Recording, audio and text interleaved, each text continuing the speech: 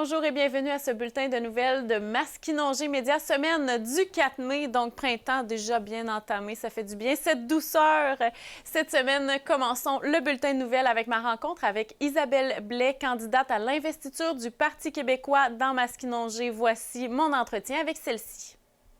Isabelle Blais est dans la course à l'investiture du Parti québécois et je l'ai rencontrée pour connaître ses motivations à se présenter en politique. La voici qui nous répond à ce sujet. Bien, ça a été une longue réflexion quand même, parce que c'est un gros sacrifice, c'est un grand changement de vie. Mais dans le fond, ça s'est fait au fil des années. En 2022, mon conjoint, Pierre-Luc Briand, a décidé de se lancer à la course pour le Parti québécois. Donc, aux élections, il s'est présenté, il a perdu. On sait que c'est la CAQ quand même qui a remporté beaucoup. Mais tout ce processus-là, moi, dans le fond, je l'ai vécu de l'intérieur. Tu sais, je suis allée faire du porte-à-porte, je suis allée solliciter les gens, je participais à des événements, des bières et politiques. Puis là, tranquillement, pas vite, je me baignais là-dedans. Je rencontrais du monde tellement intéressant, tellement engagé. Puis je me disais, bien, il me semble que je ressens quelque chose, il se passe quelque chose. Puis tu sais, j'ai toujours été péquiste, mais c'est des fois, on se pose même plus la question. Tu sais, j'ai toujours été, mais là, maintenant, je comprenais pourquoi je l'étais, tu sais, dans le fond. Puis c'est ça, c'est de rencontrer cette famille politique-là, puis d'aller à la rencontre des gens. Je me suis dit, faire quelque chose de plus concret dans la vie des gens, parce que moi, j'ai toujours été, je rentre dans le salon des gens, un peu, je les touche, je les fais rire, peu importe. Puis là, c'était plus, non, mais là, je veux les entendre, puis là, je veux participer activement à changer les choses pour eux. Puis c'est un peu comme ça, puis j'ai été approchée pour me présenter. Et là, j'ai dit, écoutez, il faut que vraiment que j'y pense, parce que c'est vraiment un gros changement de vie. Puis finalement, j'ai parlé à plusieurs personnes qui m'ont conseillé, qui m'ont parlé de ce que c'est que de s'investir comme ça, de s'engager comme ça. Puis là, j'ai pris la décision, j'ai envoyé ma candidature, j'ai passé des entrevues, j'ai passé après tout le processus là, pour finalement recevoir mon acceptation. Je suis bien contente. Je lui ai également demandé pourquoi vouloir s'impliquer dans Masquinongé et quel est son enracinement ici. Bien, Masquinongé, c'est depuis des générations, les Blais se sont installés là, depuis 1700, je sais plus, 40, 30, je sais plus. Ça fait quand même longtemps. Donc, c'est vraiment comme un peu le terroir familial, si on veut. Mais tu sais, mes grands-parents, ils ont vécu toute leur vie, jusqu'à tout récemment, ma grand-mère qui est décédée, qui liait pas mal la famille. C'est une grosse famille, les Blais, il y a beaucoup de Blais. Mon père, c'est grâce à lui, c'est un petit peu c'est sa famille, beaucoup. Quoique la famille de ma mère aussi sont plus en Mauricie, sont quand même en Mauricie, mais pas dans la circonscription de Masquinongé. Puis moi, bien, à un moment donné, pour travailler, je suis allée à Montréal. Mais là, la région me manquait énormément. Puis je revenais tout le temps parce que moi, j'ai grandi à Trois-Rivières. Tu sais, je suis née à Shawinigan, j'ai grandi jusqu'à après mon cégep à Trois-Rivières. Donc, toutes mes amitiés, mes attaches sont là. Mais je revenais tout le temps, tu sais. Puis là, je me disais, bon, ben là... Puis j'avais le goût de retrouver la campagne, le territoire, là. Tu sais, c'est vraiment venir me ressourcer ici. Ça a été c'était comme une évidence, là, de revenir dans le coin. Puis j'ai trouvé vraiment... c'est comme une maison à Saint-Boniface, là. Puis je suis là depuis 20 ans. Donc, j'essaie de... Évidemment, je dois aller à Montréal pour travailler souvent. Là, c'est malheureux parce que c'est vraiment les deux pôles. Il y a peu d'opportunités parfois en région, là, au niveau des tournages, puis tout ça. Mais puis dès que je peux, ben là, je reviens. Fait que c'était comme un choix naturel, je trouve. J'ai voulu savoir quelles valeurs du parti la rejoignent le plus. Voici ses réponses à ce sujet. Je rêve que le Québec devienne un pays. Je pense qu'on a tout ce qu'il faut, puis on est tellement unique dans le monde. Il faut se rendre compte de ça aussi, là. On a, d'abord par notre langue et notre culture. Moi, c'est sûr que c'est cette porte-là que j'utilise beaucoup, parce que c'est ça qui me parle. Ce qui fait qu'on est unique, c'est notre langue d'abord, nos expressions. Tu sais, j'ai fait un texte, vous irez voir ça justement. C'était avec Génération Oui. C'est non partisan, là, mais tu sais, c'est Génération Oui. Puis vous irez voir Isabelle Blais. Je me fais de la pub, mais ça vaut la peine. Les expressions québécoises. Je pense que ça a été vu par 1,5 million. Puis il y a des jeunes qui m'en parlaient, parce que moi, je me considère plus tellement jeune. Et que de voir des jeunes dans la vingtaine venir me dire « Hey, quand j'ai entendu ton texte, parce que c'est un texte peut-être de 5-6 minutes juste sur des expressions québécoises, avec des expressions québécoises, puis que des jeunes viennent me voir, hey, écoute, ça m'a ému de me rendre compte à quel point on a une langue riche, puis qui doit être partagée, puis ça. Puis je me suis dit, ah, c'est ça qui fait qu'on est unique. Oui, c'est nos valeurs. On a des valeurs, tu sais, bon, nous, on veut que l'État soit laïque. On sait très bien que, tu sais, dans les années, je sais pas, au début des années 40, 50, 60, tu sais, la religion était très, très dans nos sociétés. C'était l'État et le religieux étaient formaient qu'un. On s'est comme sorti de ça, on s'est émancipé. Je trouve que on a des belles valeurs, mais on a une culture unique. Puis évidemment, c'est une culture qui se fait avec tous les gens qui arrivent aussi, qui décident d'y prendre part. Ça se mélange. Premièrement, on vient des peuples autochtones, ce lien-là qu'on a eu avec eux. Tu sais, après ça, évidemment, les Anglais, on n'a pas eu le choix, mais on a été conquis. Puis après ça, avec les nouveaux arrivants, on est devenu un peuple tellement riche. Puis moi, c'est sûr que disons, toute mon énergie, bien, ce qui me stimule beaucoup au Parti québécois, c'est de penser que on peut vraiment devenir autre chose qu'un Québec-province dans le Canada, mais être un Québec dans le monde. Tu sais, pour moi, c'est... Puis si on regarde géopolitiquement, tu sais, où est-ce qu'on est situé, bien, on est vraiment entouré. On est tout seul, là, tu sais. Fait que si on fait pas attention à ça, c'est pas des...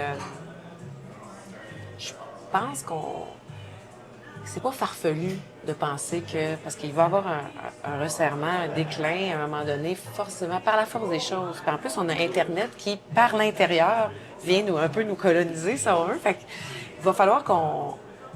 Je pense qu'il va falloir qu'on décide à un moment donné de dire on est capable de décider par nous-mêmes, on a tout ce qu'il faut. Puis c'est ce qui, je dirais, la première valeur, tu sais. Puis après ça, je trouve que, évidemment, je trouve que Paul Saint-Pierre Plamondon sait très bien s'entourer. C'est un gars intelligent, puis il parle à l'intelligence des gens aussi. Puis je pense qu'on n'est pas con. On est capable d'entendre parler de souveraineté maintenant. On n'est plus en 95, là. On est rendu ailleurs. Puis il y a toute la jeunesse. En tout cas, je ne sais pas si toi, tu peux en entrevoir un peu, mais il y a des mouvements, là, maintenant. C'est comme si les jeunes, tout d'un coup, ils faisaient « Ah, ça existe! » Parce qu'ils n'en ont jamais entendu parler. T'sais, il y a eu 15 ans à peu près, là, sous Charest, Couillard, où on ne parlait pas de ça. C'était comme même tabou. Puis là, tout à coup, on dirait que c'est un discours qui est possible. Puis là, les jeunes font « Hey, je veux prendre mes responsabilités, je veux avancer. » Puis je trouve ça donne espoir, en fait, à l'avenir. Les enjeux féministes sont aussi importants pour elle. Elle nous en parle ouvertement. Pour ajouter à ce qui va me tenir à cœur, c'est d'aller chercher les femmes. Parler aux femmes. On dit souvent que les femmes sont moins impliquées en politique. C'est peut-être parce que c'est vrai que c'est difficile pour une femme. Il y a des fois deux pas, deux mesures, c'est-à-dire que les femmes sont un peu malmenées là, dans le milieu, des fois politique. Les critiques sont plus virulentes. Mais tu sais, il faut être fait fort, je pense. Mais moi, c'est des exemples de femmes qui m'ont donné envie d'y croire. Tu sais, quand tu vois des femmes qui se présentent, c'est des Véronique Yvon, des Pauline Marois, mais tu te dis, ah, ça se peut.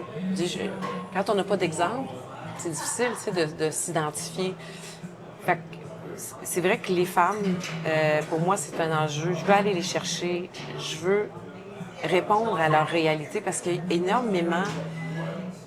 Tu sais, justement, la crise du milieu communautaire en ce moment. C'est qui, ça, le milieu communautaire? Mais c'est en majorité des femmes. Fait que c'est elles qui sont impactées par ça. Et c'est elles qui s'occupent du monde, tu sais, le care qu'on dit, puis prendre soin de, ben c'est en grande partie les femmes qui sont dans les milieux d'éducation, des soins de santé, des services sociaux, du communautaire. Tu sais, c'est à 70 à 80 et quelques pourcents. La petite enfance, tout ça. Fait que, tu sais, c'est elles qui se battent, puis qui, à bout de bras, puis qui font en sorte, en fait, qu'ils sont tellement importantes pour la société. C'est ça qui tient le tissu de social ensemble. Sans ça, là, je pense que la société, elle s'écrase. Ça tient plus, là. Fait que je veux que leur travail soit reconnu parce que, justement, ces inégalités-là, et surtout l'invisibilisation un petit peu des femmes, de dire on prend pour acquis. Les femmes sont gentilles, ils ont le cœur sur la main. Oups! Ils ont le cœur sur la main, puis ils vont être là pareil. Même si on les sous-paye, ils ont un moins bon salaire, des conditions de vie, ils vont être là pareil. Ils pourront pas laisser tomber leurs vieux ou leurs enfants, tout ça. Fait que faut arrêter je pense que les gouvernements vont falloir qu'ils comprennent à un moment donné qu'il faut arrêter de prendre ça pour acquis. Les femmes, sont importantes, puis je veux que ça... Moi, j'aimerais ça vraiment répondre, écouter leur réalité, mais là, faut que ça bouge. Faut que ça bouge, là. Ça fait trop longtemps, tu sais, je lisais... Tu sais, je me suis impliquée pour le comité des droits des femmes, mais, tu sais, que je me suis mis à lire, à m'informer, à regarder des statistiques, des mémoires, puis je me disais, des études et tout, je me disais, wow, tu sais, on a encore du chemin à faire. Bien, on en a parcouru beaucoup, là, mais on a encore du chemin à faire, puis je pense que c'est important, puis je veux que le travail des femmes soit reconnu. En attendant la suite du processus, elle transmettait ce message à la population et nous indique comment on peut la contacter. Mais j'ai envie de dire aux gens que je suis quelqu'un qui travaille très fort. Je suis assez tenace quand j'ai une idée dans la tête, je vais m'organiser pour qu'elle se concrétise. Je pense que je suis une bonne agent liant. Je lis les gens. Je suis capable d'aller à la rencontre de toutes les personnes, toutes sortes de monde, parce que c'est vrai que le métier que je faisais m'a fait rencontrer tellement de monde différent partout au Québec. J'aime profondément les gens. Puis je veux porter leur parole. Moi, j'ai beaucoup d'enjeux qui sont très importants pour moi. Par contre, je veux entendre c'est quoi les priorités aussi pour les gens. Mais si je peux dire une chose qui me touche profondément, c'est que j'ai envie de lutter contre la pauvreté parce que malheureusement, tu sais, on la voit est de plus en plus présente, puis les temps sont difficiles, ça coûte de plus en plus cher, les gens se retrouvent plus dans une précarité que par le passé. Puis ça, c'est quelque chose qui me préoccupe franchement. Les jeunes, parce que les jeunes, c'est l'avenir, là. C'est le Québec de demain, là. Fait que pour moi, les jeunes, le décrochage scolaire, ici, dans la circonscription, mais tu sais, aussi partout au Québec, je dirais qu'il y a vraiment un taux alarmant. Puis si, tu sais, les gens veulent de la richesse, hein? On veut plus d'argent, on veut de la prospérité économique. Pour moi, ça passe par un investissement dans les jeunes, parce que c'est eux qui vont faire le Québec de demain. S'ils sont plus instruits, ils vont être mieux outillés, ils vont faire plus d'argent, puis ils vont contribuer plus à la société. Fait que pour moi, tout ça, c'est une équation qui va ensemble. C'est une équation qui devrait vraiment être étudiée et renforcée, parce que on pense souvent que ça passe par les industries, puis oui, ça prend de l'innovation, ça, je suis bien d'accord, mais pour ça, ça prend du monde qui soit capable d'investir leur territoire avec leurs talents puis leurs compétences pour créer de la richesse, tu sais. Puis il y a l'enjeu aussi il y a beaucoup de la population vieillie. Et ça, il faut s'occuper de la dignité des personnes qui nous ont tracé le chemin, parce que là, il y a une espèce de déconnexion aussi entre générations. Je trouve ça vraiment triste, parce que tu passes toute ta vie pour des fois terminer tellement seul. Puis comme mon père, moi, ben, il était au CHSLD à Louisville, et j'ai vu tellement de solitude, là. Fait que ça m'a vraiment touchée. J'ai vu tellement de personnes seules, isolées. Je me dis, il y a beaucoup d'enjeux, là, tu sais, les soins à domicile, les services de proximité pour ces gens-là. Mais je pense que il y a énormément de défis. Puis en même temps, il y a des belles choses. Mais pour moi, ça va être vraiment la lutte à la pauvreté, puis vraiment concentrer beaucoup sur les aînés et les jeunes.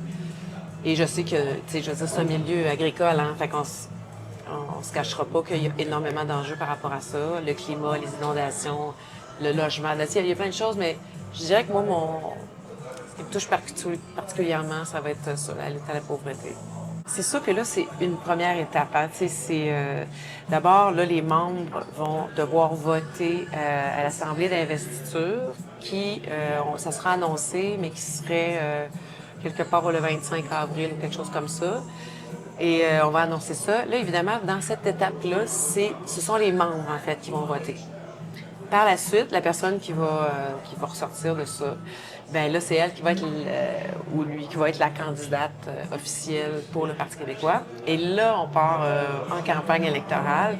Donc, à ce moment-là, j'aurai plus d'informations à donner. Mais sinon, moi, j'ai un profil là, Facebook. Vous pouvez aller voir. J'essaie de répondre à tous mes messages.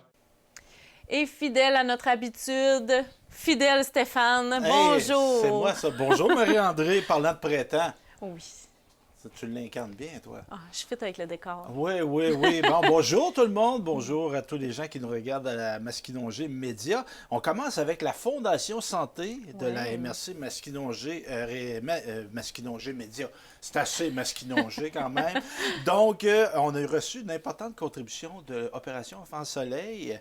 Donc, la Fondation est fière de souligner cet apport-là qui est pour un projet destiné à la clientèle en déficience intellectuelle, troubles du spectre de l'autisme et déficience physique. Donc, une contribution importante quand même de 17 700 $. C'est réalisé conjointement avec la participation financière de la Fondation. Ce projet permettra l'acquisition d'équipements essentiels afin d'améliorer concrètement les soins et les services offerts aux enfants du territoire. Wow. Hein, c'est très important, ça. Grâce à cet appui, les équipes pourront compter sur des outils adaptés pour intervenir auprès des jeunes patients, tout en offrant aux familles un accompagnement de qualité, ici même dans la MRC de Masquinongé. Cet investissement contribue concrètement à renforcer l'offre de services dans notre milieu et à améliorer l'accès à des soins spécialisés près de chez nous. Donc, la Fondation, évidemment, remercie, hein, j'en perds mes mots, remercie Enfant Soleil. Wow, très important. Surtout, en tout cas, moi, j'en ai enfants. jamais eu besoin, là, Ouais. mais on croise les doigts dans ce temps-là, qu'on soit bien équipés. Oui, Bon coup du Oui, j'allais dire, notre sensibilité particulière Oui. pour les enfants. Ben exactement. Oui. Le ça. malheur, c'est pas Non. le plaisant pour personne, mais encore moins pour les enfants. Exactement. Donc, tu allais dire, ma Bon chère, coup du mois de mars. je pensais que Bonne c'était moi nouvelle. le bon coup. Mais Ben, non! peut-être. Mais Lisons-le, on va non! le savoir. Donc, la MRC de Masquinongé qui a la bonne idée à chaque mois de souligner des bons coups. Et le bon coup du mois de mars, c'est le garage AS Drainville. Donc, on leur a remis le bon coup du mois de mars, cette entreprise de Saint-Justin qui souligne la reprise de ce commerce emblématique et la volonté de préserver un service essentiel au cœur de la communauté. Parce que ça, on va se dire, d'avoir un garage près de chez soi, hein, c'est un gros facteur important. Oui. Hein? Et souvent, ils sont très accommodants. Oui, Hein? dernière Des minute. oui, c'est ça. Ce qu'on n'a pas nécessairement dans les grands centres urbains. Hein? En effet. Puis nous, on est beaucoup sur la route. On a besoin de ce genre de Oui, service-là. petite crevaison, un Oui. changement pneu. Les Ouais. gens ont fait leur changement de pneu au printemps. Donc, c'est un commerce qui fait partie du paysage local depuis plus de 75 ans. Quand même. Donc, à travers les décennies, l'entreprise s'est bâtie une solide réputation fondée sur la qualité de son service et sur des relations de confiance lui permettant de conserver une clientèle fidèle. C'est un garage qui a été repris par François Ballot en mars 2025. Pour le nouveau propriétaire, il est primordial de préserver le garage, l'excellence du service et des prix compétitifs qui ont contribué à la renommée de l'établissement au fil des temps. Le propriétaire prévoit justement bonifier l'offre du garage avec l'ajout de nouveaux services, notamment le traitement à l'huile et l'entretien des systèmes d'air climatisé afin de répondre encore mieux aux besoins actuels de la clientèle. peut-être pas bon. Ouais. On pense pas à ça. Hein? Non, c'est vrai. Tu sais, il y a un échangeur d'air dans une maison. Ouais. C'est important de l'entretenir. Même chose. C'est vrai. On passe beaucoup de temps dans nos voitures. Hein? Oui. Ce serait peut-être important. Donc, M. Ballot souligne, beaucoup de gens connaissent AS Drainville de Montréal à Québec. J'ai Ouais. des clients qui habitent à Belleuil qui viennent encore au garage lorsqu'ils viennent visiter leur mère dans le coin, a-t-il exprimé, illustrant l'attachement et la fidélité que suscite l'entreprise bien au-delà de Saint-Justin. Et je cite aussi M. Régent Carl, préfet de la MRC et maire de Sainte-Ursule. La reprise du garage AS Drainville par M. Ballot est un bel exemple de relève entrepreneuriale qui assure la pérennité d'un commerce essentiel. La préservation de ce service de proximité contribue directement à la vitalité de la municipalité et à la qualité de vie de ses citoyens, comme c'est bien dit. Donc, on se rappelle qu'il y a des bons coups à chaque mois et on les retrouve affichés bien en vue dans les locaux de la MRC ou avec une photo sur un mur d'honneur. C'est qu'on pourrait encourageant, dire. Oui, ça. oui. Donc, une belle initiative de la MRC de Masquinongé.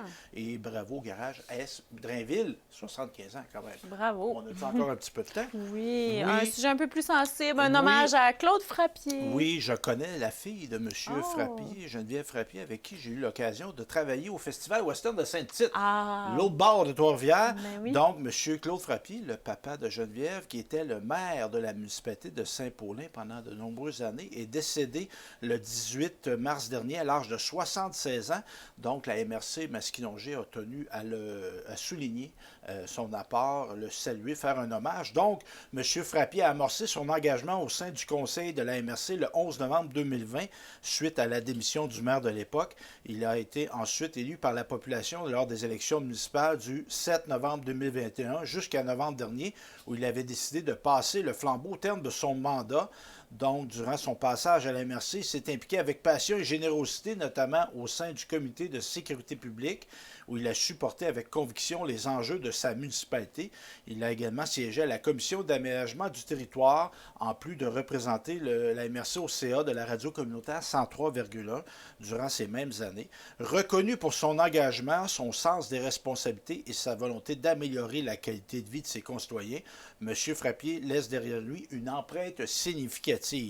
La MRC de Masquinongé offre ses plus sincères condoléances à sa famille, à ses proches ainsi qu'à toute la communauté de Saint-Paulin. Merci pour votre engagement, M. Frappier. Donc, Bel hommage. Oui, un bel hommage. On parle de Sûreté du Québec, ma chère. Oui, retrait progressif des lignes téléphoniques. Oui, évidemment, l'évolution technologique fait en sorte parfois que nos institutions publiques changent leur manière de faire. C'est entre autres le cas de la Sûreté du Québec qui annonce à la population qu'il va y avoir un retrait progressif des lignes téléphoniques 3104141 et du étoile 4141. Donc, ça se procède dans le cadre de la transition vers le réseau 911 de la prochaine génération. La SQ amorcera au cours des prochains mois le retrait progressif de ces lignes encore utilisées pour communiquer avec nos services, parlant de la Sûreté du Québec, reposent sur une technologie désuète et ne répondent plus aux exigences actuelles en matière de communication d'urgence, notamment en ce qui a trait à l'identification et la géolocalisation des appelants. C'est ça. Très important. Hein? Parfois, on va appeler une ligne d'urgence et on n'est peut-être pas en mesure, on n'est peut-être pas en état de signifier où qu'on est. Donc, d'avoir un outil moderne qui permet d'identifier d'où le téléphone part. On rajoute au niveau de la Sûreté du Québec que l'évolution des infrastructures de communication et l'élargissement de la couverture du réseau 911 rendent ces numéros progressivement obsolètes. Afin d'assurer une prise en charge optimale des appels, des travaux sont en cours afin de centraliser les appels d'urgence vers les centres d'urgence 911 et d'orienter les appels non urgents vers des postes de police locaux de la SQ. Ce retrait va commencer en juin. Prochainement, 2026, et se déroulera de manière graduelle selon les régions, permettant ainsi à l'ensemble des intervenants d'adapter leurs pratiques. Pour faciliter la transition, les lignes demeureront accessibles et un message automatisé y sera diffusé afin de diriger adéquatement les citoyens vers les services appropriés. Donc, une campagne publique, on en fait écho justement. Ce changement, évidemment, entraînera pour l'ensemble des ministères et organismes la nécessité de retirer ces numéros de l'ensemble de leur support de communication peut penser à des organismes, des municipalités, modifier leur site Internet en Ouais. conséquence, dépliant différents documents.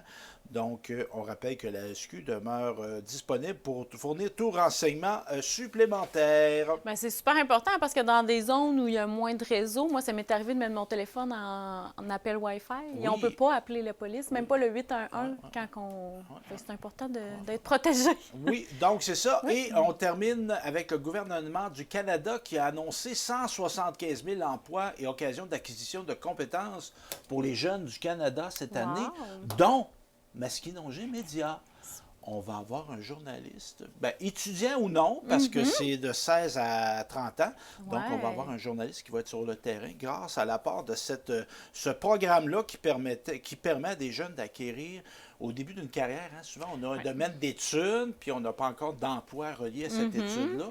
Donc, ça peut être un beau tremplin. Un beau tremplin, Ouais. voilà le mot, pour amorcer sa carrière professionnelle. Génial. Ça en prend des sous pour ça. Alors, Oui. merci beaucoup, Stéphane. Oui, merci à toi. Merci à vous à la maison. En attendant la semaine prochaine, n'hésitez pas à nous contacter. On peut le faire à quelle adresse?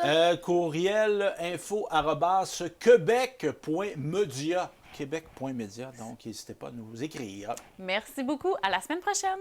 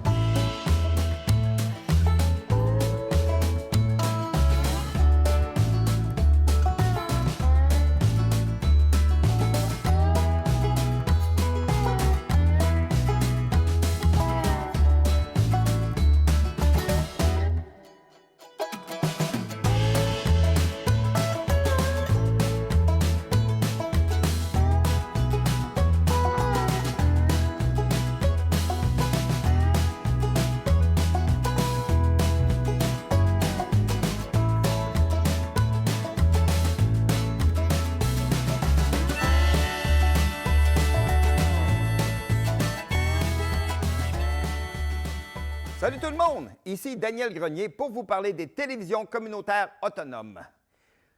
Et si ce médium n'était pas là, voici à quoi ressemblerait mon message. Oui, c'est triste, un plan noir. Ça aurait pu être beaucoup plus triste si j'avais rajouté cette petite chanson triste sur le plan noir. Mais bon, là n'est pas le point. Diversité de contenu, gestion indépendante locale, sans oublier une participation active à la communauté. Et j'en passe. Et j'en passe beaucoup à part de ça, car la TCA, c'est beaucoup plus que ça. Ah oui, la TCA, c'est nous. Hey, ça ferait un bon slogan, ça.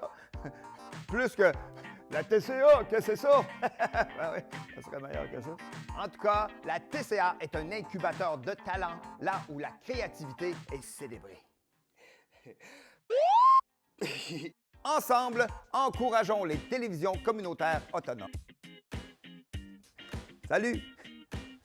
Toi qui écoutais ce message. J'ose ma télé communautaire.